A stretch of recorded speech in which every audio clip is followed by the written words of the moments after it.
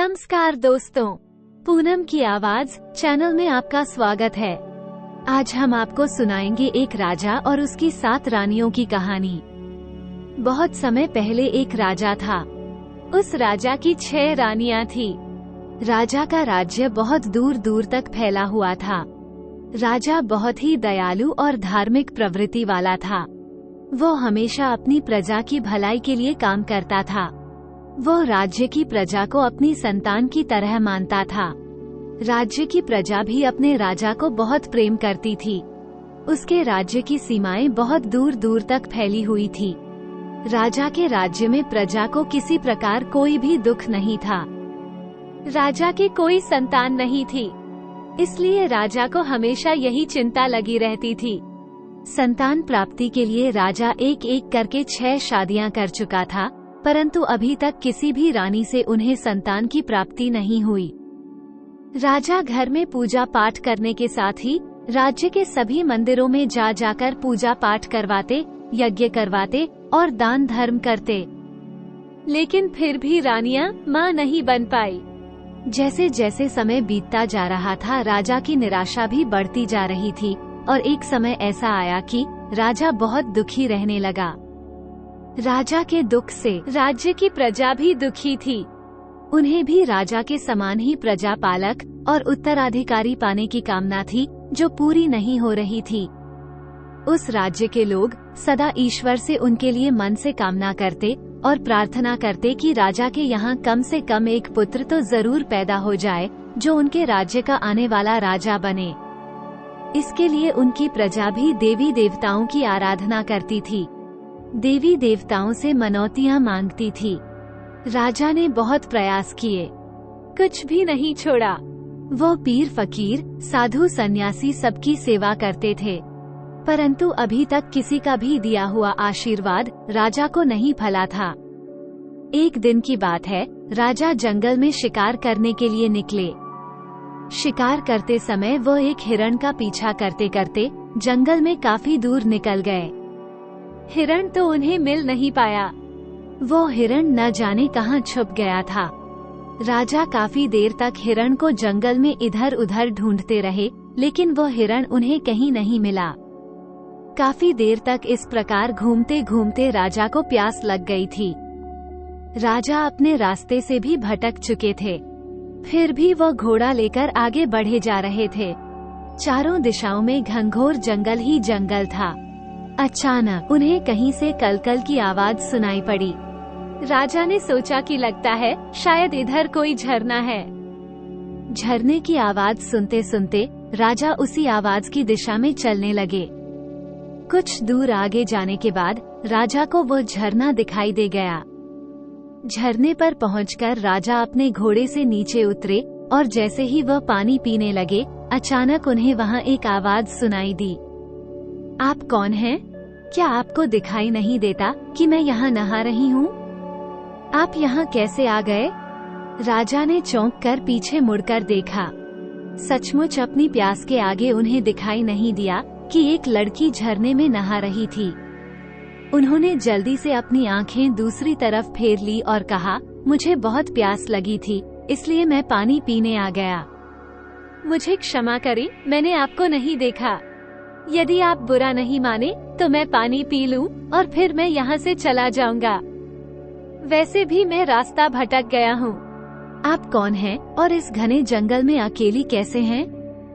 राजा के प्रश्न का उत्तर देते हुए वो लड़की कहने लगी, मैं यहीं पास के गांव में रहती हूँ।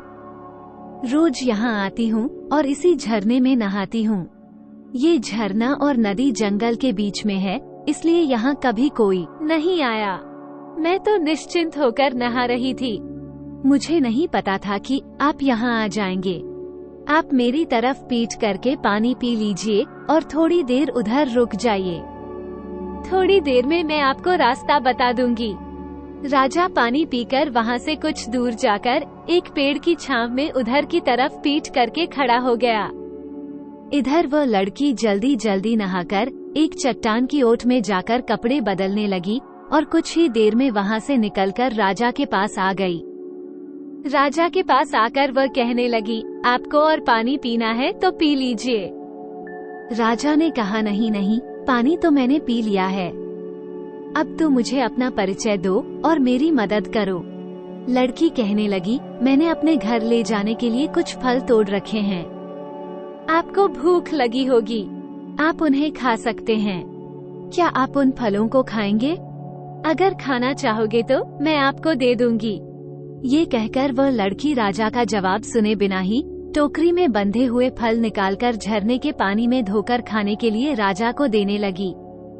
राजा लगातार मंत्र मुग्ध होकर उसे देख रहा था। राजा देखता है कि उसने बहुत सलीके से पत्ते पर फल रखे। राजा उन फलों को लड़की से ले लेता है और उस लड़की से पूछता है, क्या तुम नहीं खाओगी? लड़की कहती है, नहीं, आप अतिथि हैं, आप खाइए। फल खाते हुए राजा ने लड़की से कहा कि अभी तक आपने अपने बारे में कुछ नहीं बताया है। मैं तुम्हारे बारे में भी जानना चाहता हूँ। लड़की कहती है, मेरा नाम रूपा है, मैं यही पास के गांव में रहती हूँ। मेरे गांव का नाम कोटसी है। मेरे परिवार में सिर्फ मेरी माँ है। हम लोग जंगल से फल और लकड़ियाँ ले जाते हैं और उसी को बेचकर अपना गुजारा कर लेते हैं। घर के पास थोड़ी सी जमीन है, हम लोग उसमें कुछ अनाज और सब्जियां उगा लेते हैं, जिससे हमारा खर्चा चल जाता है। इसके बाद उस लड़की ने कहा कि मैंने तो अपने बारे में आपको सब कुछ बता दिया है, अपने बारे में भी आप कुछ बताइए। आप कौन हैं? राजा ने एक पल के लिए कुछ सोचा और फिर बोला कि जब मैं अगली बार मिलने आऊंगा तब बताऊंगा। इसके बाद रूपा ने राजा को रास्ता बता दिया। राजा अपनी राजधानी जाने से पहले रूपा से कहने लगा, रूपा, तुमने ये तो बताया ही नहीं कि मैं तुम्हें दोबारा कहाँ मिल सकता हूँ। रूपा कहने लगी, आप मुझसे क्यों मिलना चाहते हैं? राजा कहने लगा, बस तुम्हें देखकर तुमसे बातें करने की इच्छा होती है। इसके बाद रूपा हंसते हुए बोली, मैंने आपको बताया तो था कि मैं रोज यहाँ आती हूँ। सुबह लकड़ियाँ ले जाकर माँ को दे देती हूँ, फिर फल लेकर जाती हूँ। उसके बाद खाना खाकर हम सब्जी और फल बेचने के लिए बाजार जाते हैं। मैं आपको रोज इस समय यहाँ मिलूंगी, या फिर यदि आप चाहें तो आप मेरे गांव में भी आ सकते हैं। उसके बाद राजा वहाँ से चल पड़ा और अपनी राजधानी आ गया। लेकिन राजा रूपा पर मोहित हो गया था, इसलिए वो बेचैन रहने लगा। उसे बार बार रूपा से मिलने की इच्छा होती। वो समझ नहीं पा रहा था कि 6 रानियों के रहते उसका दिल रूपा की ओर क्यों खींचा चला जा रहा है। जब उसके लिए सहन करना कठिन हो गया, तब उसने जंगल में घटी ये सारी बातें अपने मंत्री को बताई। मंत्री जी ने कहा, महाराज, यदि आप चाहते हैं तो आप उस लड़की से विवाह क्यों नहीं कर लेते? हो सकता है उनसे ही हमारे राज्य को उत्तराधिकारी मिल जाए। मंत्री का ये सुझाव सुनने के बाद अगले ही दिन राजा अपने मंत्री को साथ लेकर रूपा से मिलने के लिए चल पड़ा। झरने के पास पहुंचकर उसने रूपा को आवाज दी। रूपा झरने पर नहीं थी। कई बार आवाज देने के बाद वो वहीं रुक गए। काफी देर इंतजार करने के बाद भी जब उन्हें रूपा दिखाई नहीं दी तो राजा ने मंत्री जी को भी बुलाया और कहा, आज रूपा दिखाई नहीं दे रही है। लगता है या तो आज रूपा आई नहीं है या फिर आकर वापस चली गई है। परंतु उसने कहा था कि वो रोज यहाँ आती है, तो अब तक आई क्यों नहीं? मंत्री जी कहने लगे, महाराज, क्यों न हम लोग उसके गांव चले। राजा कहने लगे, हाँ, लगता है यही ठीक रहेगा। रूपा के गांव में जाने का निश्चय करके दोनों उसके गांव पहुँचे और फिर रूपा का नाम लेकर पता करते हुए उसके घर पहुँच गए। उन्हें देखकर गांव के लोग रूपा का घर दिखाने के लिए उनके साथ चल पड़े। वहां पहुंचकर राजा ने देखा तो उसे वहां रूपा की झोपड़ी के बाहर कोई भी दिखाई नहीं दिया। रूपा चुपचाप अपनी झोपड़ी में बैठी हुई थी। राजा ने आवाज लगाई, रूपा, तुम क्या कर रही हो? बाहर आओ, देखो, मैं तुमसे मिलने आया हूँ। मैंने झरने के पास तुम्हारी बहुत प्रतीक्षा की, परंतु क्या आज तुम फल लेने नहीं गई थी? आवाज सुनकर रूपा बाहर आई। उसकी आंखें आंसुओं से भरी हुई थी। राजा ने पूछा, रूपा, क्या हुआ? तुम क्यों रो रही हो? अब तक 2 अजनबियों को घोड़े पर सवार देखकर इकट्ठे हुए ग्रामीणों में से एक ने कहा, बाबूजी, इसके अपनों में सिर्फ इसकी एक माँ ही तो थी और वह भी चल बसी। उसे सर्प ने डस लिया था और अब ये बेचारी अकेली रह गई है। आप ही बताइए कि ऐसे में अब ये बेचारी रोए नहीं तो क्या करे? आप लोग कौन हैं? मंत्री जी ने राजा का परिचय दिया और मंत्री की बात सुनकर पूरे गांव में खलबली मच गई। सभी ने मिलकर राजा का दिल से स्वागत किया। राजा ने गांव के मुखिया से कहा, मैं रूपा से विवाह करना चाहता हूँ। क्या आप लोगों को कोई आपत्ति है? मुखिया जी ने कहा कि नहीं, हमारी बेटी राजरानी बनेगी। हमारे तो भाग्य खुल गए। ये गांव अब आपकी ससुराल होगी। इससे अधिक हमें और क्या चाहिए?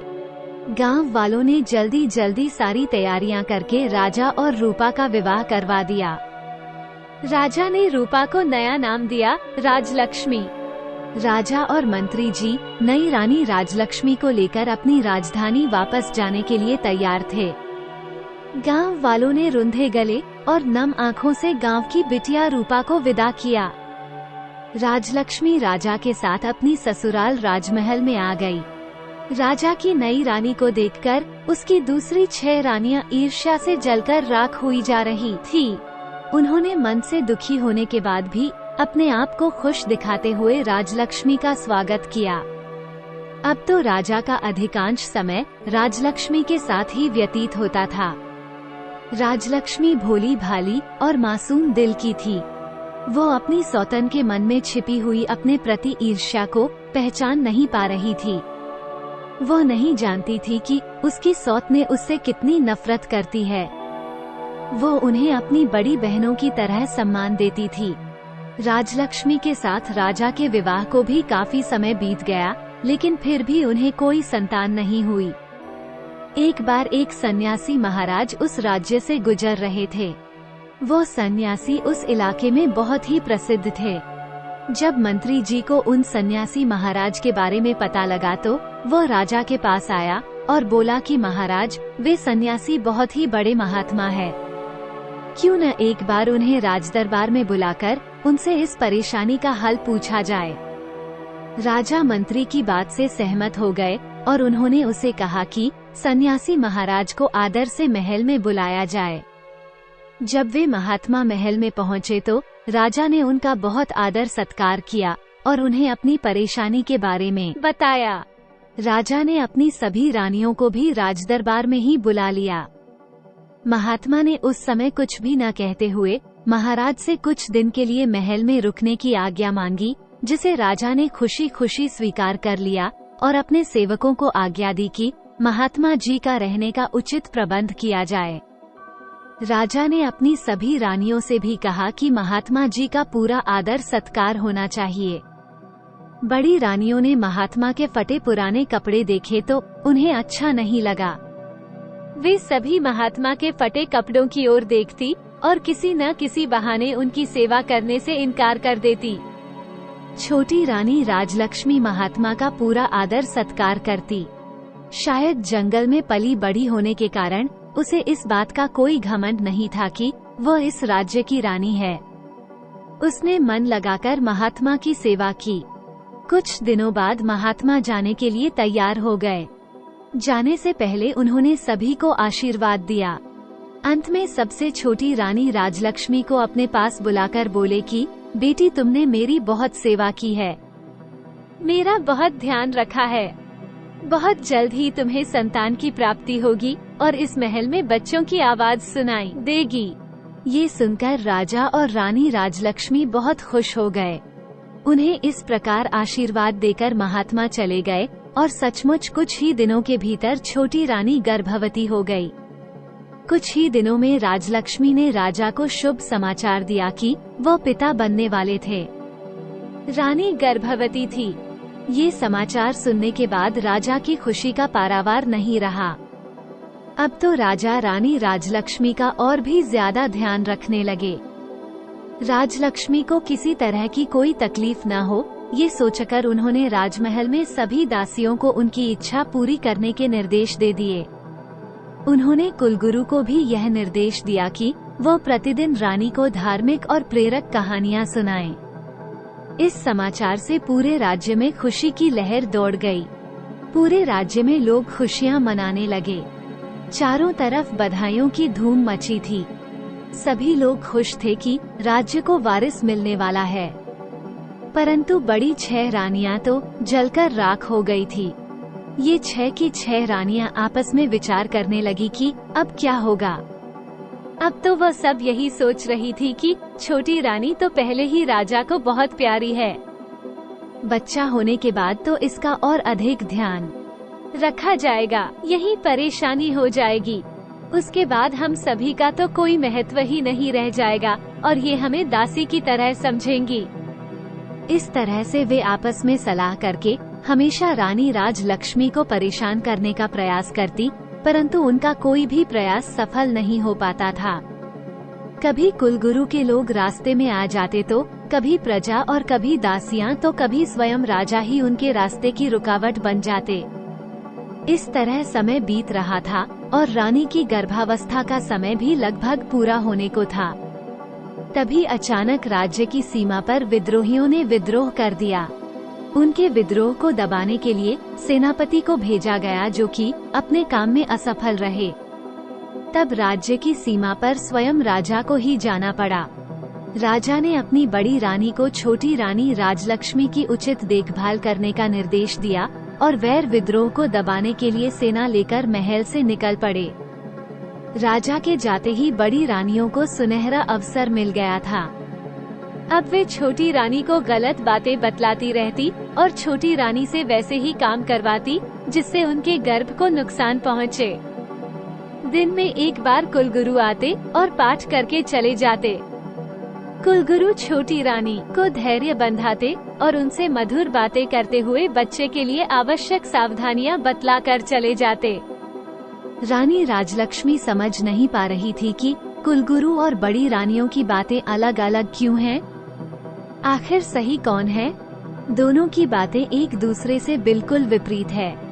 वो सोचती कुलगुरु तो पुरुष है और रानियां तो महिलाएं हैं। महिलाओं की बातें पुरुष कहाँ समझ पाएंगे? इसलिए जो बड़ी रानियां कहती हैं वही सही है। उसे यही लगता कि बड़ी रानियां गलत तो नहीं बोलेगी, इसलिए वो आंखें बंद करके बड़ी रानियों की हर बात मानती रही। एक दिन रानी को प्रसव पीड़ा शुरू हो गई। उसने बड़ी रानी से कहा कि दीदी, मुझे बहुत तकलीफ हो रही है, कुछ उपाय करें। प्रसव कैसे होगा? समय पूरा हो गया था। बड़ी रानी के मन में बहुत ज्यादा ईर्ष्या हो रही थी। वो सोच रही थी कि अभी से इसका इतना ध्यान रखा जाता है, बच्चे पैदा होने के बाद न जाने कितना ज्यादा आदर होगा। ये सोचकर बड़ी रानी छटपटा रही थी। लेकिन छोटी रानी को इस प्रकार मदद मांगते देखकर उसके मन में तरह तरह के षड्यंत्र पैदा होने लगे। उसने बहुत मीठे शब्दों में छोटी रानी से कहा, तुम चिंता मत करो, मैं कुछ करती हूँ। मैं दाई को बुलाती हूँ। तब तक तुम ऐसा करो कि देखो वो सामने कोठरी है, तुम उसमें अपना सिर डालकर खड़ी हो जाओ। इससे तुम्हें आराम मिलेगा और प्रसव आराम से हो जाएगा। तब तक दाई भी आ जाएगी। राजलक्ष्मी को ऐसा कहकर बड़ी रानी वहाँ से चली गई। उसने राजमहल की दाई को बुला भेजा। उसे ढेर सारा धन देकर और कुछ समझाकर अपने साथ शामिल कर लिया। इसके बाद दोनों मिलकर इंतजार करने लगी।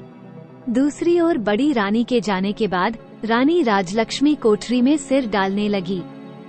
कोठरी ऊंची होने के कारण रानी का सिर कोठरी के अंदर नहीं पहुंच सका। ये देखकर वो सोचने लगी कि अब वो क्या करे। उसने कभी किसी का प्रसव होते हुए देखा नहीं था, इसलिए वो कुछ जानती भी नहीं थी। तभी उसने सामने एक पानी का घड़ा देखा और सोचा कि यहाँ पर यह जो पानी पीने का घड़ा रखा है वो भी तो मिट्टी का ही है। मैं इसी में अपना सिर डाल लेती हूँ, क्योंकि बड़ी बहनों ने उसे गलत तो कहा नहीं होगा। जरूर प्रसव का यही तरीका होता होगा। वो घड़े से पानी फेंककर उसी में अपना सिर डालने लगी। उसका सिर घड़े के अंदर भी नहीं जा रहा था।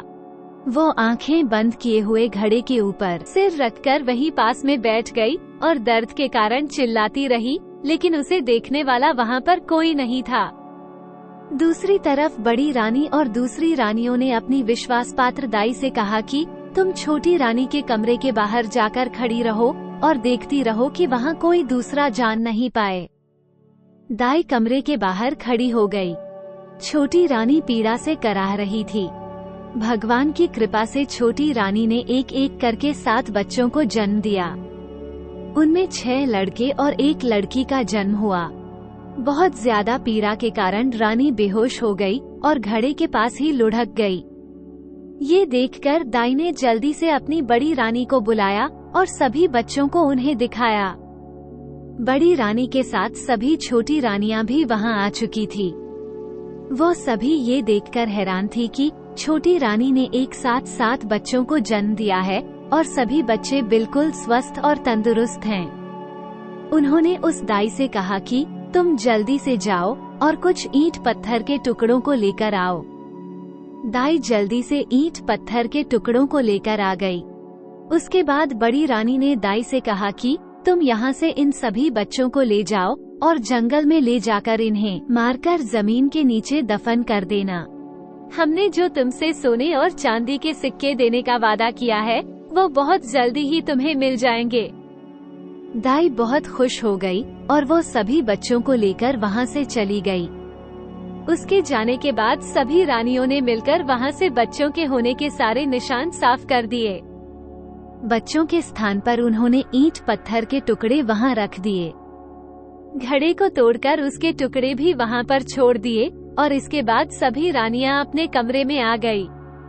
थोड़ी देर बाद ही दाई वापस वहाँ उनके पास पहुँच गई। बड़ी रानी ने उससे पूछा, क्या हुआ? क्या तुमने उन्हें मारकर जमीन में दबा दिया है? दाई के हाँ कहने पर सभी रानियां बहुत खुश हुई और उन्होंने उसी समय उसे इनाम के रूप में बहुत सारे सोने और चांदी के सिक्के देकर विदा किया। इस प्रकार अपना सारा काम पूरा करने के बाद सभी रानियां छोटी रानी राजलक्ष्मी के पास आई और उसके ऊपर पानी के छींटे मारकर छोटी रानी को होश में लाई। होश में आने के बाद रानी बहुत कमजोरी महसूस कर रही थी। उसने बड़ी रानियों से पूछा कि मेरे बच्चे कहाँ हैं और मुझे लड़का या लड़की क्या हुआ है? पास पड़े ईंट और पत्थरों की ओर इशारा करते हुए रानी ने कहा कि ये देखो, तुमने इन ईंट और पत्थरों को जन्म दिया है। छोटी रानी राजलक्ष्मी यह सुनकर आश्चर्यचकित थी कि ऐसा कैसे हो सकता है कि मैंने ईंट और पत्थरों को जन्म दिया है। छोटी रानी के पास ईंट और पत्थर के टुकड़े पड़े हुए थे। उसने रोते हुए कहा कि ईंट और पत्थर, ऐसा कैसे हो सकता है? नहीं, यह नहीं हो सकता। बच्चा तो जरूर हुआ होगा। बड़ी रानियों ने कहा, तो क्या हमने उसे कहीं छुपा दिया है? यही तो है जिसे तुमने जन्म दिया है। लो, अब तुम इन्हें संभाल कर रखो। ऐसा कहकर उन्होंने सारी ईंट और पत्थर के टुकड़ों को एक थैले में भर दिया। अब उन्हें राजा के आने की प्रतीक्षा थी। छोटी रानी बहुत ही आश्चर्यचकित और परेशान थी। वो समझ नहीं पा रही थी कि ऐसा कैसे हो सकता है। जल्दी ही सभी रानियों ने यह बात पूरे महल में फैला दी कि छोटी रानी ने बच्चों के बदले ईंट और पत्थरों को जन्म दिया है। कुछ समय बाद राजा भी युद्ध जीतकर अपने नगर को वापस आ गए। उनके स्वागत में भव्य तैयारियां की गई, परंतु लोगों के चेहरे पर वो उमंग व खुशी नहीं दिख रही थी जिसकी उन्होंने कल्पना की थी। उनको बड़ा आश्चर्य हुआ। राजा अब राजभवन में आए तो पटरानी सहित सभी रानियों ने उनका स्वागत किया। छोटी रानी का चेहरा उदास था, परंतु दूसरी रानियां बहुत खुश दिखाई दे रही थी। राजमहल में ऐसा माहौल देखकर राजा को बहुत आश्चर्य हुआ। छोटी रानी का उदास मुख देखकर उन्होंने पूछा, रानी राजलक्ष्मी, क्या बात है? आप दुखी नजर आ रही हैं। इस पर छोटी रानी राजलक्ष्मी के कुछ भी कहने से पहले ही बड़ी रानी ने जवाब दिया कि महाराज, वो दुखी कैसे नहीं रहे। इनका भेद जो खुल गया है। जब राजा को कुछ समझ नहीं आया तो उसने बड़ी रानी से पूछा कि आपका ये सब कहने का क्या मतलब है? रानी, बताइए तो सही, क्या हुआ? रानी का प्रसव हुआ या नहीं? राजा की बड़ी रानी जो पटरानी थी, उसने झूठे दुख का दिखावा करते हुए कहा, महाराज, हम तो चले गए, हमें तो बहुत बड़े धोखे में रखा गया। महाराज, ये राजलक्ष्मी मासूम चेहरे वाली, यह तो बहुत ही छलने वाली और धोखेबाज निकली। महाराज, ये हमें गर्भवती होने का धोखा देती रही। ये गर्भवती नहीं थी, बस दिखावा करती रही और इसने हमें धोखे में रखा। गर्भ होने पर कुछ तो होता। इन्हें तो ईंट और पत्थर पैदा हुए हैं। वो ईंट और पत्थर इन्हीं के कमरे में रखे हुए हैं। आप जाकर स्वयं देख लीजिए। पटरानी राजा और रानी राजलक्ष्मी को राजलक्ष्मी के कक्ष में लेकर गई और उन्हें ईंट और पत्थरों के टुकड़ों को दिखाया। राजा ईंट और पत्थरों के टुकड़ों को देखकर आश्चर्यचकित थे। उन्होंने कहा, ये कैसे हो सकता है? मानव गर्भ से ये ईंट और पत्थर कैसे पैदा हो सकता है?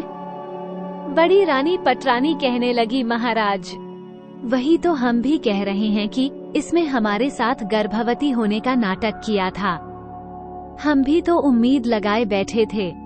सभी को यह उम्मीद थी कि राज्य का वारिस मिलेगा। इसके साथ ही हमें भी तो माता होने का सौभाग्य मिलता। परंतु ऐसा कुछ भी नहीं हुआ। बड़ी रानी के इस प्रकार कहने पर राजा को उसकी बातें ठीक लगने लगी। राजा को भी लगा कि रानी ने सभी को धोखा दिया है। अब राजा क्रोध में भरकर रानी राजलक्ष्मी की ओर पलट गए और पूछा, बताइए रानी, आपने हमें इतना बड़ा धोखा क्यों दिया? हमें छलने की आपकी हिम्मत कैसे हुई?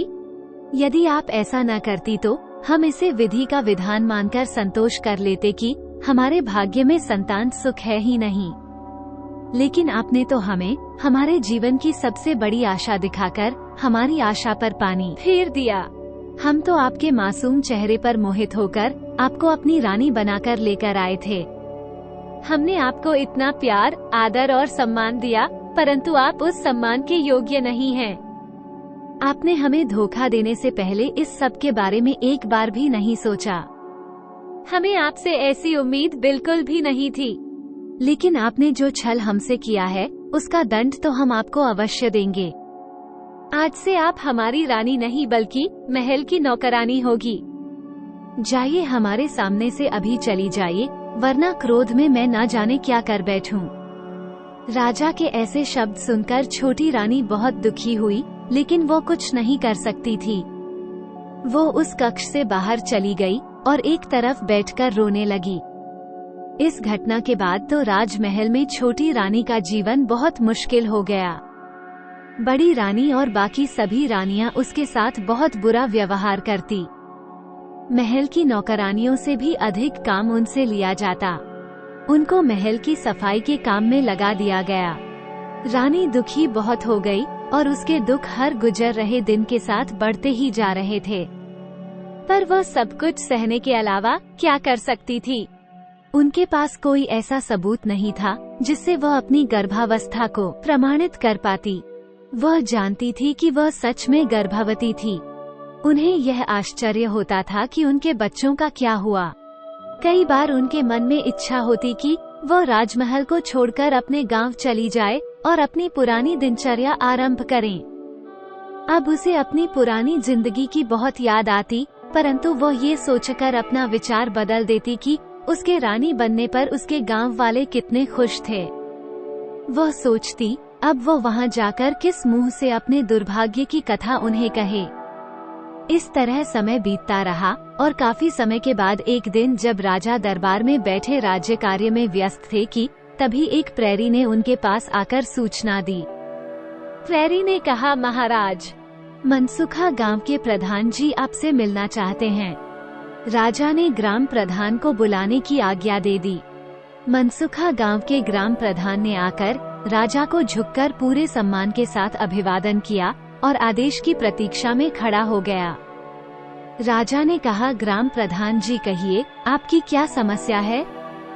ग्राम प्रधान कहने लगा, महाराज, आपके शासन में किसी को कोई समस्या हो ही नहीं सकती।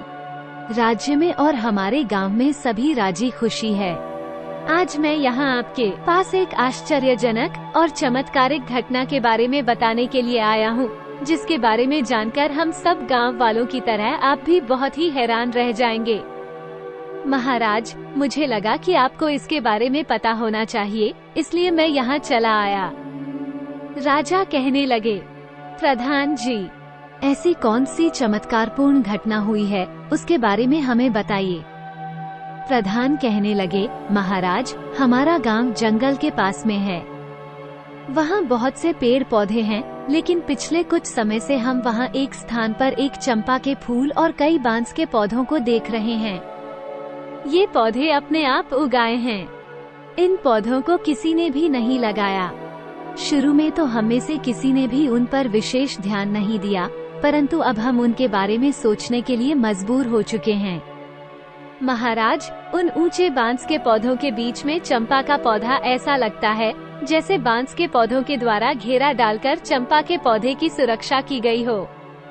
उन्हें देखकर ऐसा लगता है कि जैसे वे बांस के पौधे खास तौर पर उस चंपा के पौधे की सुरक्षा के लिए ही लगाए हो। परंतु महाराज, ये भी एक सत्य है कि उन पौधों को हमारे गांव के किसी भी व्यक्ति ने नहीं लगाया है। ये सभी पौधे एक साथ अपने आप ही उगाए हैं। महाराज, इससे भी बड़ी आश्चर्य की बात ये है कि ये चंपा का पौधा फूलों से लदा हुआ है, परंतु किसी के भी तोड़ने से इसका फूल टूटता नहीं है। चंपा के पौधे से जो फूल नीचे गिरते हैं, हम उन्हें उठा लेते हैं। वे फूल बहुत ही सुगंधित हैं।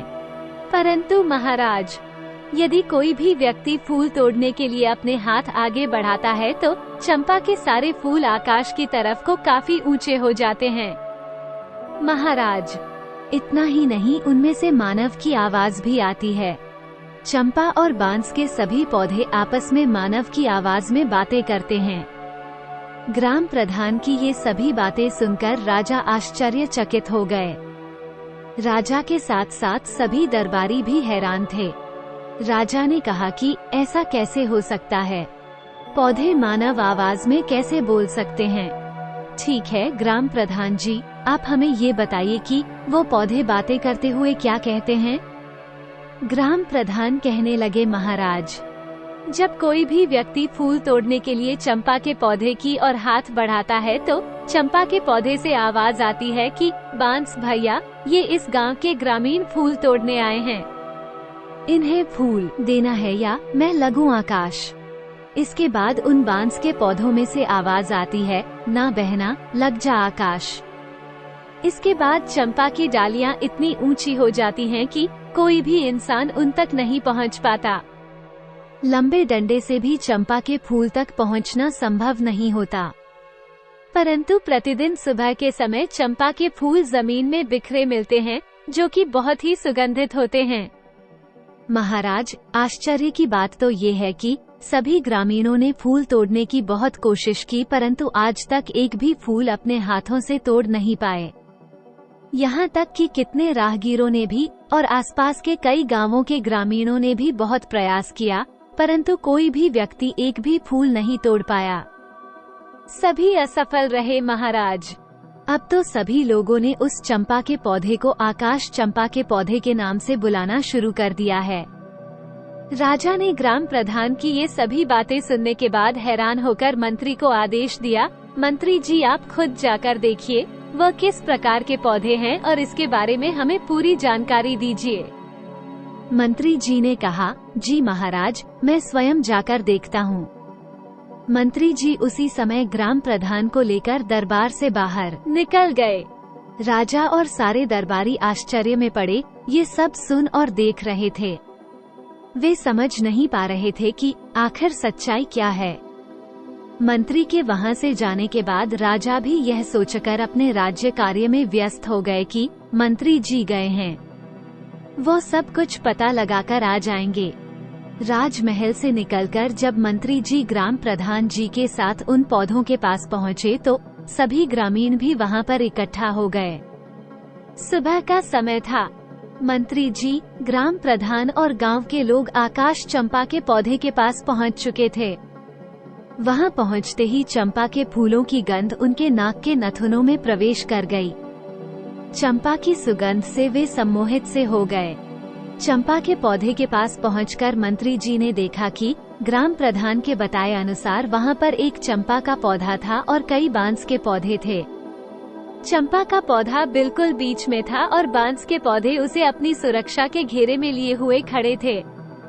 चंपा की डालियां सामान्य ऊंचाई पर थी, जिसे मंत्री जी आराम से अपने हाथ से पकड़कर छू सकते थे और फूल भी तोड़ सकते थे। चंपा के फूल मंत्री जी के हाथों की पहुंच की सीमा में थे। पौधे के चारों ओर जमीन पर फूल बिखरे पड़े थे। मंत्री जी चंपा के फूल की सुगंध से सम्मोहित होकर चंपा के पौधे की ओर बढ़े और फूल तोड़ने के लिए अपना हाथ आगे बढ़ाया। तभी वहां पर मौजूद सभी लोगों को चंपा के पौधे से निकलती हुई एक मानव आवाज सुनाई दी, जिसे सुनकर मंत्री जी के आगे बढ़े हाथ जहां के तहां रुक गए। वो आश्चर्यचकित हो उठे। वो देख रहे थे कि यह आवाज चंपा के पौधे से आई थी। चंपा के फूल के पौधे से आवाज आई थी कि ये बांस भैया। हाँ बहन चंपा, ये किनारे की ओर से बांस में से आई। उसके बाद चंपा के पौधे से आवाज आई, हमारे मंत्री जी फूल तोड़ने आए हैं, क्या मैं टूटूं या लग जाऊं आकाश? आवाज स्पष्ट सुनाई दे रही थी। आश्चर्य! सभी बांस के पौधों में से एक साथ आवाज आई जो बिल्कुल साफ सुनाई दे रही थी। ऐसा लग रहा था जैसे 5-6 लोग एक साथ बोल रहे हो। इन आवाजों को सुनकर मंत्री जी आश्चर्यचकित हो गए। ऐसे लग रहा था जैसे उनके हाथों के साथ साथ उनका दिमाग भी सुन्न हो गया हो, और जब वे इन आवाजों को सुन रहे थे जो कह रहे थे, ना बहन चंपा लग जा आकाश, ये वही मंत्री जी हैं जिन पर हमारी माँ की जिम्मेदारी थी। लेकिन इन्होंने अपनी जिम्मेदारी पूरी नहीं की, इसलिए इनके सामने झुकना नहीं, एक भी फूल का स्पर्श इन्हें नहीं करने देना। इसलिए बहन चंपा लग जा आकाश। और आश्चर्य, चंपा की सभी डालियां इतनी ऊंची हो गई कि अब मंत्री जी किसी भी तरह से उसके एक भी फूल को नहीं छू सकते थे। मंत्री जी ने चंपा के फूल तोड़ने का बहुत प्रयास किया, लेकिन बहुत कोशिश करने के बाद भी वो एक फूल भी नहीं तोड़ सके। बांस के पौधों में से अब जो आवाज आ रही थी वो मंत्री जी से कह रही थी कि जाइए मंत्री जी, अपने राजकार्य का संचालन कीजिए। आप किसी इंसान की जिम्मेदारी लेने के योग्य नहीं हैं। मंत्री जी, आप अपनी जिम्मेदारी पूरी तरह से निभाते नहीं हैं। आपने एक बार भी ये देखने की कोशिश नहीं की कि हमारी महारानी राजलक्ष्मी गर्भ अवस्था के अंतिम समय में कैसे रही और उनका प्रसव कैसे होगा। ऐसे कठिन समय में उन्हें क्या क्या समस्या हो सकती है। इसलिए अब आप यहाँ से जाइए। हमारी दृष्टि में आपने अपराध किया है। उनकी बात सुनकर मंत्री जी आश्चर्यचकित थे। एक और तो उन्हें इस बात का आश्चर्य हो रहा था कि ये पौधे मनुष्य की आवाज में बात कैसे कर रहे हैं। वहीं दूसरी और वह ये सोचकर भी हैरान थे कि वह सचमुच रानी राजलक्ष्मी को दिन में केवल एक बार देखकर आ जाते थे। ये बात सच तो थी, लेकिन उन्हें ये समझ नहीं आ रहा था कि ये बात इन पौधों को कैसे पता चली, और वे आत्मग्लानि से भर उठे क्योंकि उन्हें गर्भावस्था के अंतिम समय में रानी की देखभाल तथा प्रसव अपनी निगरानी में करवाना चाहिए था। अब उन्हें यह महसूस हो रहा था कि सही में उन्होंने अपनी जिम्मेदारी सही ढंग से पूरी नहीं की। अब वो ये सोचने पर मजबूर हो गए कि क्या रानी राजलक्ष्मी के साथ कुछ बड़ा षड्यंत्र हुआ है। क्या कुछ ऐसा है जो वे नहीं जानते हैं? आखिर ऐसी क्या बात है? उन्होंने पौधों से पूछा कि आप ही हमें बताइए, हमसे क्या गलती हुई है और हमारे द्वारा हुई उस गलती का क्या प्रायश्चित हो सकता है जिससे हमारी भूल सुधारी जा सके। परंतु उसके बाद उन पौधों में से कोई आवाज नहीं आई। मंत्री जी पौधों से बात करने का बार बार प्रयास करते रहे। उन्होंने पौधों से कई प्रकार के प्रश्न पूछे, लेकिन उन्हें पौधों की तरफ से कोई उत्तर नहीं मिला और न ही अब पौधों की तरफ से कोई भी आवाज आई। लेकिन चंपा की डालियां अभी भी ऊंचाई पर थी, इसलिए मंत्री जी बहुत परेशान थे। मंत्री जी को उनके प्रश्नों के उत्तर नहीं मिले थे। निराश होकर मंत्री जी वहां से वापस जाने लगे। वहां से लौटने से पहले उन्होंने गांव वालों से कहा, मैं इस बात को महाराज से अवश्य कहूँगा और मुझे पूरा विश्वास है कि मेरी बात सुनने के बाद महाराज इस रहस्य का पता करने के लिए यहाँ अवश्य आएंगे। इसके बाद मंत्री जी वहाँ से अपनी राजधानी वापस आ गए। राजमहल वापस आकर उन्होंने महाराज को सारी बातें बताई और कहा कि महाराज, मुझे लगता है कि राजमहल में कुछ षड्यंत्र तो अवश्य हुआ है। अब मुझे तो अपने ऊपर ग्लानि हो रही है। मुझे ऐसा लग रहा है कि जैसे मैं राज रानी की देखभाल पूरी तरह से नहीं कर पाया। आज मुझे उन पौधों की बात सुनकर ऐसा लग रहा है कि कुछ ऐसा हुआ है जो हम लोग नहीं जानते। इस बारे में मैंने अपनी तरफ से जानने की पूरी कोशिश की, लेकिन उन्होंने मुझे कुछ नहीं बताया।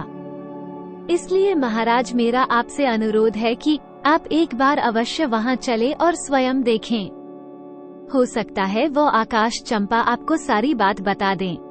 मंत्री की पूरी बात ध्यानपूर्वक सुनकर राजा ने कहा, ठीक है, हम स्वयं चलेंगे और अपने साथ अपनी रानियों को भी लेकर चलेंगे। हम सारे लोग वहां चलकर देखेंगे। मंत्री जी समझ नहीं पा रहे थे कि अब वो क्या करें।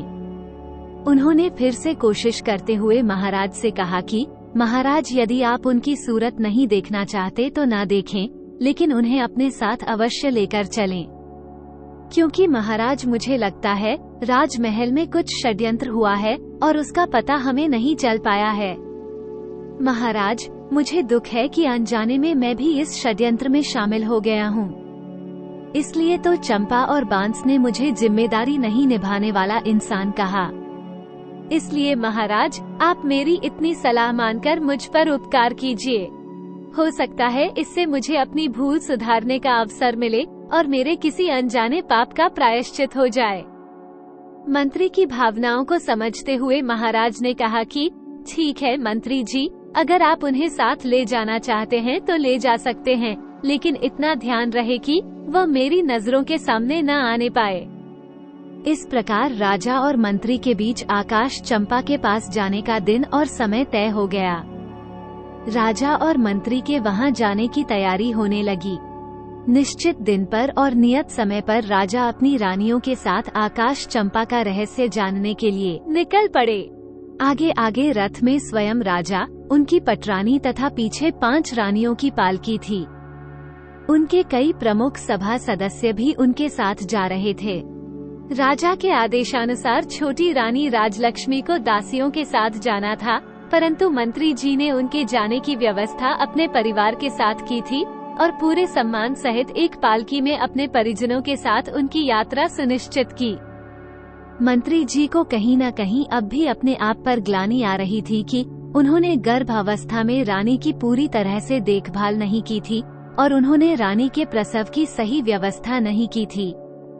उन्हें पूर्ण विश्वास हो गया था कि रानी ने राजा को धोखा नहीं दिया है, उनके साथ छल हुआ है। प्रसव तो अवश्य हुआ है, लेकिन इसके साथ ही छोटी रानी राजलक्ष्मी राजमहल में किसी गहरे षड्यंत्र की शिकार हुई है। राजा का काफिला गांव की तरफ चल दिया और गांव के पास आकर रुका। वन के बाहर गांव की सीमा पर पड़ाव डाला गया। गांव के ग्रामीण राज परिवार के स्वागत में जुट गए। अगले दिन प्रातःकाल ये काफिला आकाश चंपा के पास पहुंचा और सभी लोग उनके चारों ओर घेरा डालकर बैठ गए। आज भी आकाश चंपा के फूल जमीन पर बिखरे हुए थे और उनमें से निकल रही मनमोहक सुगंधित हवा पूरे वातावरण को सुगंधित कर रही थी। चंपा की सुगंध से वहां उपस्थित सारे लोग उल्लासित थे। अब राजा भी आकाश चंपा के रहस्य को जानने के लिए बेताब थे। सभी 6 रानियां राजा के पास बैठी थी, परंतु सिर्फ छोटी रानी राजलक्ष्मी उनके पास न बैठकर मंत्री जी की पत्नी के साथ बैठी थी। तभी पटरानी ने महाराज से कहा, महाराज, यदि आपकी आज्ञा हो तो मैं कुछ फूल ले लूं। राजा ने कहा, हाँ रानी साहिबा, क्यों नहीं, आप अवश्य फूल तोड़िए। तभी दूसरी रानी ने कहा, महाराज, मेरी भी फूल तोड़ने की बहुत इच्छा हो रही है। इनकी सुगंध इतनी अच्छी है कि मैं अपने आप को रोक नहीं पा रही हूँ। आप आदेश दे तो मैं भी कुछ फूल ले लूं। तभी तीसरी रानी भी अनुरोध करने लगी। राजा देख रहे थे कि सभी रानियां फूल चुनने के लिए बहुत उत्साहित हैं। इसलिए उन्होंने सभी को आज्ञा दे दी। लेकिन राजा ने पहले छठे नंबर की रानी को फूल चुनने के लिए निर्देश दिया। उन्होंने पटरानी से कहा कि यह आप सबसे छोटी है, इसलिए सबसे पहले उन्हें फूल चुनने का अवसर दीजिए। महाराज की बात मानते हुए बड़ी रानी ने कहा, ठीक है, छठे नंबर की रानी पहले तुम फूल ले लो। रानी फूलों के पास गई और उसने चंपा के फूलों को तोड़ने के लिए अपना हाथ आगे बढ़ाया। तभी चंपा के फूल से आवाज आई, रानी आप रुकिए, आप हमारी आज्ञा के बिना इस तरह हमारे फूल नहीं तोड़ सकती। आवाज को सुनते ही रानी के हाथ जहाँ थे वहीं रुक गए। आसपास बैठे सभी लोग भी इस आवाज को सुनकर दंग रह गए। तभी चंपा के पौधे से आवाज आई। चंपा के पौधे ने बांस के पौधे से पूछा कि बांस भैया, हमारी सौतेली छोटी माँ हमारे फूल तोड़ने आई है। मैं टूटू या लघु आकाश। बांस के पौधे में से आवाज आई, बहन चंपा लग जा आकाश, ये तो तुम्हें छूने योग्य भी नहीं है। क्या तुम्हें याद नहीं कि इन्होंने हमारी माँ के साथ कैसा अत्याचार किया है? इसलिए बहन इनके बारे में मत सोच और लग जा आकाश। इसके साथ ही चंपा की डालियां ऊपर उठने लगी और आकाश को छूने लगी। निराश होकर महारानी वापस आकर अपने स्थान पर बैठ गई। इसी प्रकार से पांचवी, चौथी, तीसरी और फिर दूसरी रानी भी हार मानकर अपने स्थान पर बैठ गई। इसके बाद आई सबसे बड़ी रानी। उन्होंने अपने हाथ पौधे की ओर बढ़ाए, परंतु पहले ही कहा, सभी सुने, मैं इस राज्य की महारानी और महाराजा की पटरानी हूँ। इस राज्य में जो कुछ भी है उन सब का उपयोग सबसे पहले या तो मैं करती हूँ या वे मेरी अनुमति से किसी और को प्राप्त होता है। इसलिए चंपा अपनी डाली को नीचे झुका और मुझे फूल तोड़ लेने दे। इस बार चंपा की डालियों से आवाज आई, भैया बांस, हमारी सौतेली माँ हमें फूल देने के लिए चेतावनी के साथ धमका रही है। हमें अपना आदेश मानने के लिए कह रही है। तुम क्या कहते हो? हमें इनका आदेश मानना चाहिए या नहीं? बांस बोला, न बहना, तुम्हें आदेश देने का इनके पास कोई अधिकार नहीं है। ये पटरानी है राजा की और अपने राज्य की, और हम इनके राज्य की प्रजा नहीं हैं और हम कोई वस्तु भी नहीं है जो इनके उपयोग में आना आवश्यक हो। और क्या तुम्हें याद नहीं है कि इन्हीं के आदेश से तो सारा काम हुआ है? इन्होंने ही तो हमारी माँ को सबसे ज्यादा दुख दिया है और इन्होंने ही हमें वन में भेजकर हमारी मृत्यु का रास्ता तैयार किया था। ये तो महारानी बनने के लायक भी नहीं है। रानी और महारानी राज्य की जनता की माँ होती हैं। इसीलिए पूरी प्रजा भी उनकी संतान बनकर उनके आदेशों का पालन करती है। परंतु इन्होंने तो माता होने का अपना कर्तव्य ही नहीं निभाया। ये तो हमारी संहारक हैं, हमें मारने वाली हैं। इन रानियों के हाथों में तुम अपने सुगंधित फूलों को कैसे दे सकती हो? इसलिए बहन, तुम झुकना मत, तुम आकाश में ही रहो। तुम्हें इनका स्पर्श भी नहीं होने देना चाहिए। सभी के सामने ये सभी बातें सुनकर बड़ी रानी का सर लज्जा से झुक गया। राज्य के सभी सभासदों, राज्य की जनता और ग्रामीणों के समक्ष उनका इतना अपमान हुआ जो उन्हें बिल्कुल भी अच्छा नहीं लगा। परंतु वे इस पौधे को कोई दंड भी तो नहीं दे सकती थी। उसकी इच्छा तो ये हो रही थी कि बांस और चंपा के पौधे के टुकड़े टुकड़े करवा दें, लेकिन वो मजबूर थी, इसलिए चुपचाप आकर अपने स्थान पर बैठ गई। अब चंपा की डालियां वापस पहले की तरह पहले वाली अवस्था में सामान्य ऊंचाई पर आ गई। अब राजा खुद उठे और फूल तोड़ने के लिए आगे बढ़े। जब उन्होंने चंपा के पौधे के पास जाकर फूल तोड़ने के लिए अपने हाथ आगे बढ़ाए, तभी चंपा के पौधे से आवाज आई, नाना महाराज, आप ये भूल कभी मत कीजिएगा। आपको फूल तोड़ने से रोकने के लिए मैं अपने भैया से अनुमति नहीं लूंगी। यदि भैया अनुमति दे भी देंगे तो भी मैं आपके हाथों में नहीं आऊंगी। इसलिए आप अपने हाथ पीछे ही रखिए। फूल तोड़ने का विचार त्याग दीजिए। राजा आश्चर्यचकित होकर सोचने लगे, आखिर ऐसा क्या हुआ कि उनको रोकने के लिए चंपा अपने भाइयों से भी अनुमति नहीं लेगी और बिना अनुमति के ही रोक देगी।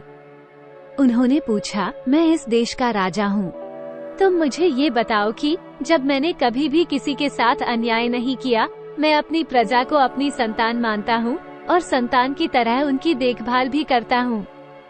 मैंने कभी किसी पशु पक्षी को भी तकलीफ देने की नहीं सोची। फिर तुम ऐसा क्यों कह रही हो? इस बार चंपा के पौधे से आवाज आई कि आप अपनी पूरी प्रजा को संतान मानते हैं, परंतु आप उसी पर विश्वास करते हैं जो दूसरे आपसे कहते हैं। आप स्वयं कभी भी सच्चाई जानने की कोशिश नहीं करते। आपने प्रजा को संतान माना, लेकिन आपने आपकी अपनी संतान की खोज खबर करने की कभी भी कोशिश नहीं की। आपने कभी यह जानने की कोशिश नहीं की कि आपकी अपनी संतान कहाँ है, आपकी अपनी संतान कैसी है। आप ही बताइए, क्या कभी आपने ये सब जानने का प्रयास किया?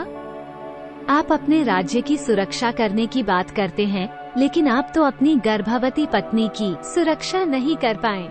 आपने एक सच्ची नारी का विश्वास नहीं किया और उन्हें धोखेबाज कहकर नौकरानी बना दिया।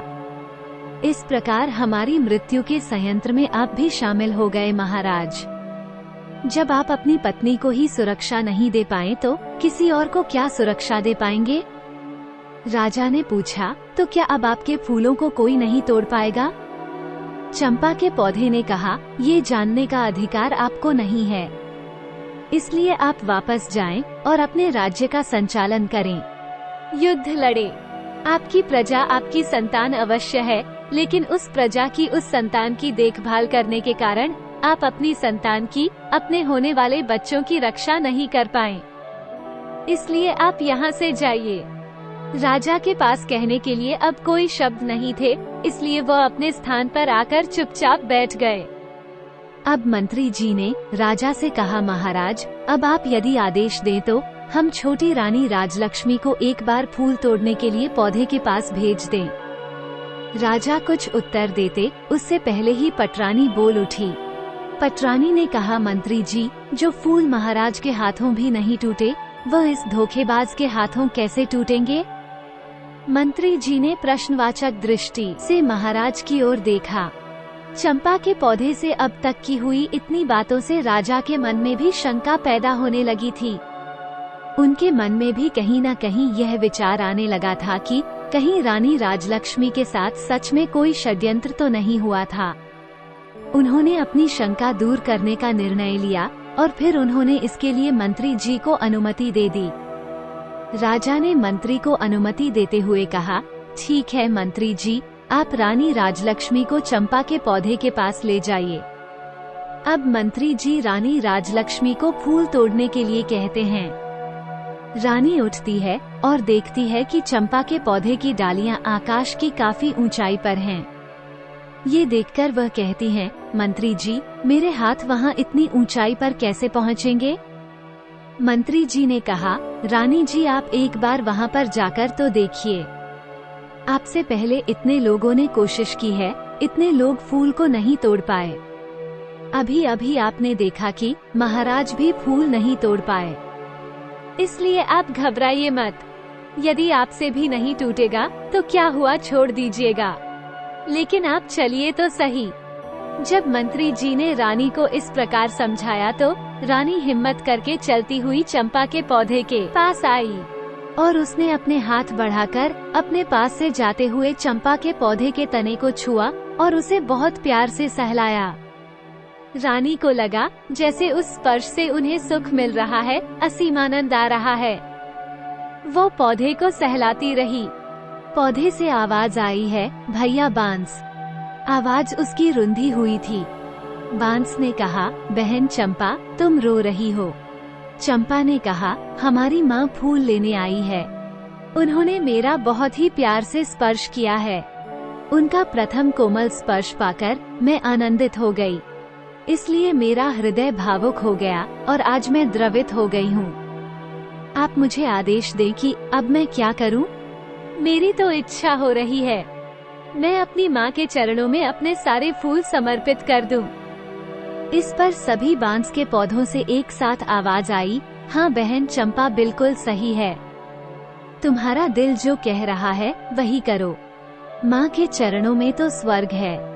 माँ के चरणों का स्पर्श कर लूं। इस आवाज के साथ ही सभी ने बड़ी हैरानी से देखा कि सारी डालियां झुककर रानी के चरणों को छूकर रानी राजलक्ष्मी के चारों ओर फैल गई।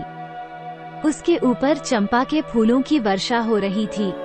रानी राजलक्ष्मी के सिर से पांव तक चंपा के पुष्प भरे हुए थे और रानी आंसू बहाते हुए चंपा की डालियों को अपने हाथों से पकड़े सहलाती जा रही थी। रानी राजलक्ष्मी की आंखों से आंसू बहने लगे। ये देखकर सभी राज्य कर्मचारी, सभासद और ग्रामीण भावुक हो गए। सबकी आंखों से आंसू बहने लगे। राजा ने उठकर उन पौधों से पूछा, तुम ये बताओ कि तुम कौन हो? तुम देव हो, किन्नर हो या किसी अन्य लोक के प्राणी हो? तुमने किसी को भी अपने फूलों को छूने भी नहीं दिया, परंतु अब छोटी रानी की बाहों में बंधकर उनके ऊपर पुष्प वर्षा कर रही हो। इसका क्या मतलब है? इसके पीछे क्या कारण है, मुझे बताओ। मैं इसके बारे में विस्तार से जानना चाहता हूँ। इस बार चंपा ने कहा, राजन, मैं और ये 6 बांस आपकी और छोटी रानी की ही संतान है। हम 7 भाई बहनों का जन्म एक साथ हुआ था। मुझसे बड़े 6 भाई और मैं सबसे छोटी बहन थी। हमारे जन्म के समय हमारी माँ प्रसव के समय बहुत अधिक पीड़ा में थी।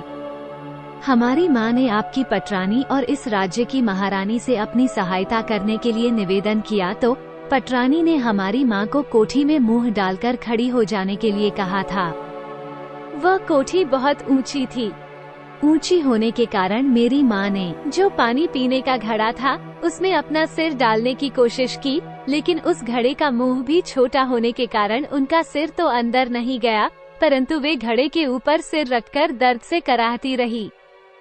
उनकी परेशानी को देखने के बाद भी उनकी सहायता किसी ने नहीं की। ईश्वर की कृपा से हम 7 भाई बहन का जन्म उसी अवस्था में हो गया। महारानी ने तो सोचा था हमारी माँ अपने सिर को कोठी में रखेगी और ऊंचाई से हमारा जन्म होगा और ऊंचाई से गिरने के कारण हम बच्चों की मृत्यु हो जाएगी, परंतु ऐसा नहीं हो सका और हम सब जीवित रहे। परंतु माँ उस अवस्था में दर्द से बेहोश होकर भूमि पर गिर पड़ी थी। तब महारानी ने एक दाई को बुलाया। महारानी ने उस दाई को पैसों का लालच देकर हमें मारकर जंगल में जमीन में दबाने के लिए कहा। दाई को भेजने के बाद कुछ ईंट पत्थर के टुकड़ों को वहाँ हमारी माँ के पास रख दिया, जिससे हमारी माँ को कभी पता नहीं चला कि हम लोगों ने जन्म लिया था। वो कभी भी समझ नहीं पाई कि उनके बच्चे आखिर गए तो कहाँ गए। आपने भी दूसरों की बातों पर विश्वास करते हुए उन्हें धोखेबाज कहा। इसके बाद राजा ने उनसे पूछा कि जब दाई ने तुम लोगों को मारकर जमीन में दबा दिया था तो फिर तुम लोग पौधे कैसे बन गए? इस पर चंपा कहने लगी, महाराज, ईश्वर की लीला बड़ी विचित्र है। जब दाई हमें लेकर आई तो अचानक जोरों की आंधी आ गई। वे दाई हमें मारकर राजमहल के बगीचे में ही दबाना चाहती थी, परंतु राजमहल के बगीचे में उसे ऐसा करते हुए कोई देख न ले। इसी डर की वजह से वो हमें लेकर इस वन में चली आई। यहाँ आने पर जब वो कुदाल से मिट्टी खोद रही थी, तभी आकाश मार्ग से परियों की रानी अपनी सखियों के साथ वन भ्रमण के लिए आ रही थी। जब उनकी दृष्टि हम पर पड़ी तो उन्होंने हमें उठा लिया और उनकी शक्तियों के असर से बहुत जोर की आंधी चल पड़ी। दाई हमें खोजती रह गई। हमारे नहीं मिलने पर उसने सोचा शायद हम भयंकर आंधी में कहीं उड़ गए हैं। इसलिए महल में जाकर उसने महारानी से झूठ बोल दिया कि उसने हमें मारकर जमीन के अंदर दबा दिया है, क्योंकि उसे डर था कि सच्चाई जानकर महारानी उसे मरवा देंगी। दाई के वहाँ से जाने के बाद परियों की रानी ने मेरे 6 भाइयों को बांस में बदल दिया और मुझे चंपा के फूल का पौधा बना दिया। उनकी कृपा से हमें सभी बातें याद हैं और हम सभी को पहचान कर उनके अनुसार अपना व्यवहार कर पा रही हैं और मानव की आवाज में बोल पा रही हैं। राजा कहने लगा, तो क्या तुम लोग अपने असली रूप में नहीं आ सकते? चंपा कहने लगी, महाराज, हम अपने असली रूप में आ सकते हैं। अगर हमारी माँ सभी बांस से एक एक पत्ती और मेरे पौधे से एक पत्ती लें, फिर इन सभी 7 पत्तियों को गोलाई में रखकर परियों की रानी का नाम लेकर प्रार्थना करेंगी और कहेंगी, हे परी रानी मेरे बच्चे मुझे वापस कर दो तो हम सभी पुनः अपने असली रूप में आ जाएंगे। उसकी बात सुनते ही रानी राजलक्ष्मी ने बांस और चंपा के पौधों से एक एक पत्ती ली और उन्हें गोलाई में सजाया और स्वयं उनके समक्ष बैठ गई और हाथ जोड़कर पूरी श्रद्धा के साथ बोली, हे परी रानी, मैं पूरी जिंदगी आपकी सेवा करूंगी, आपकी पूजा करूंगी। फिर भी आपके उपकार का मैं प्रतिकार नहीं कर पाऊंगी। आपने मेरे ऊपर इतना बड़ा उपकार किया है। आपने इतने दिन मेरे बच्चों को संभाल कर रखा। अब कृपया इन्हें मेरे आंचल में डाल दो। माँ परी रानी मुझे मेरे बच्चों से मिला दो। आश्चर्य पल भर में देखा गया। बांस के पौधे और चंपा का पौधा विलीन हो गया। वहाँ पर लगभग 5-6 वर्ष के उम्र के 6 बालक और एक बालिका उपस्थित दिखे। रानी और राजा ने आगे बढ़कर सभी बच्चों को अपनी बाहों में समेट लिया। रानी राजलक्ष्मी की तो हिचकियां ही बंधी हुई थी। वह तो रोए जा रही थी। राजा भी बच्चों को अपने सीने से लगाए अपनी आंखों से अश्रु वर्षा किए जा रहे थे। गांव की जनता, सभासद, सभी रानियां बिल्कुल मौन होकर ये दृश्य देख रहे थे।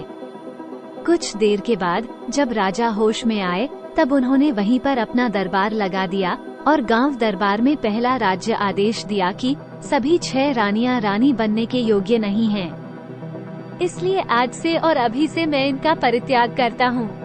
छोटी रानी राजलक्ष्मी को इतने दिन जो कष्ट सहन करने पड़े उसके लिए मैं उनसे क्षमा मांगता हूँ और उन्हें अपनी पटरानी बनाता हूँ। शेष सभी 6 रानियों को राजकुमारों और राजकुमारी की हत्या के षड्यंत्र रचने के लिए दोषी मानते हुए उन्हें मृत्यु दंड दिया जाता है। महाराज ने अपने महामंत्री से कहा, मंत्री जी, मेरे आदेश का तुरंत पालन किया जाए। रानी राजलक्ष्मी जो अब तक अपने बच्चों को अपनी बाहों में समेटे अपने सीने से लगाए बैठी आंसू बहा रही थी। उसने अचानक से अपना सिर उठाया और कहा, महाराज, आज मेरे लिए प्रसन्नता का बहुत बड़ा दिन है क्योंकि आज मेरे बच्चे मुझे वापस मिल गए। आज के इस प्रसन्नता भरे दिन में मैं किसी के लिए काली माँ का दिन नहीं लाना चाहती। इसलिए आपसे मेरा एक अनुरोध है।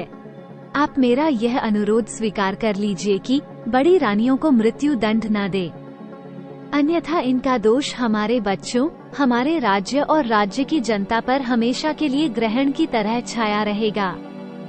इसलिए महाराज इन सबको क्षमा कर दीजिए। राजा ने कहा, रानी, आपका दिल बहुत विशाल है, इसमें सबके लिए क्षमा है, परंतु राजकार्य में क्षमा करने से दोषी दूसरी बड़ी परेशानी खड़ी करते हैं।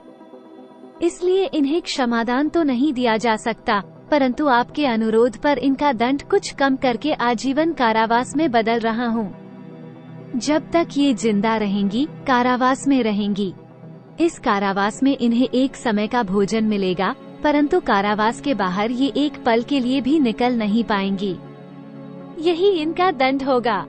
इसके बाद राजा और रानी राजलक्ष्मी ने सभी ग्रामीणों को अपनी तरफ से कई उपहार दिए और सभी मंत्रियों और दास दासियों के साथ राजधानी लौट आए। आते समय दृश्य बदल चुका था। राजा के साथ रथ में रानी राजलक्ष्मी थी। उनके साथ ही बच्चे घोड़े पर सवार थे और 6 रानियां बंदी की अवस्था में सैनिकों के बीच चलती हुई पैदल राजमहल की ओर जा रही थी। राजमहल पहुंचने पर उन्हें कारावास में डाल दिया गया। राजा रानी राजलक्ष्मी के साथ सुखपूर्वक 7 बच्चों और राज्य की जनता का पालन करते हुए अपना जीवन बिताने लगे। रानी राजलक्ष्मी के दिन जैसे फिर भगवान की कृपा से वैसे ही राज्य के सभी लोगों के जीवन में भी खुशियां आ गई। भगवान अच्छों के साथ हमेशा अच्छा करते हैं। बुरे काम का परिणाम बुरा ही होता है। दोस्तों, हमारी यह कहानी यहीं पर समाप्त होती है। आशा करते हैं आपको हमारी ये कहानी पसंद आई होगी। आपको हमारी ये कहानी कैसी लगी कमेंट करके जरूर बताएं। आपको हमारी ये कहानी पसंद आई हो तो वीडियो को लाइक करें, चैनल को सब्सक्राइब करें। वीडियो को अंत तक देखने के लिए आपका बहुत बहुत धन्यवाद।